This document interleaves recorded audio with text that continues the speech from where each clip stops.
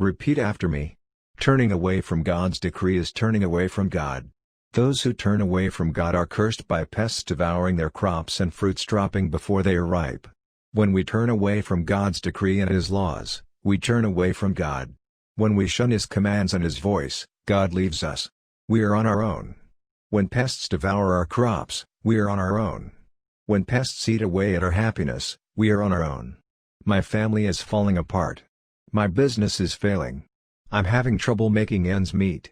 Yes, this could be God's way of testing you and building character, but before we seek to console ourselves with Scripture or aim to rationalize our failures, we must take a hard look at our lives. Is God cursing me for leaving Him? When pests enter our lives, we take aim at the pest.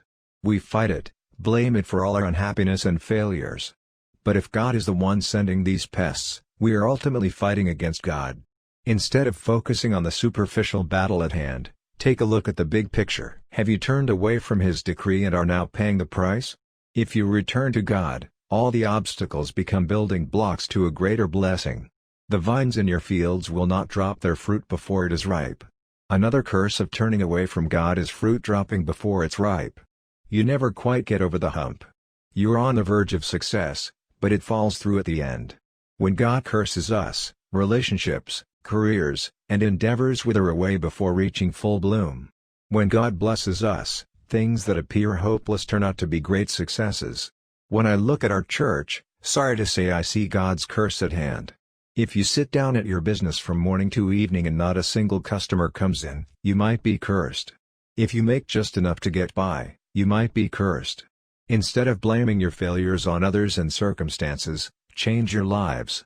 Don't fool yourself into thinking this is all a part of God's plan, or He wants us to suffer and be miserable. Ask yourself the hard question, is God cursing me? Have I turned away from His decrees? Set this part of your life straight and see what God does for you.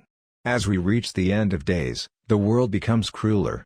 We live in a terrifying world where the evil, proud, and cruel rush to devour us. How can we stay safe from all the pests looking to ravage us? How can we follow through to completion and succeed in the tasks we set out to accomplish? If leaving God and His decrees are the reasons for these disasters, there's only one way back to His protection and blessings: return to God. If we return to God, He eliminates all the pests taking aim at our lives. Fruits do not drop before they are ripe. And God showers us with His infinite blessings.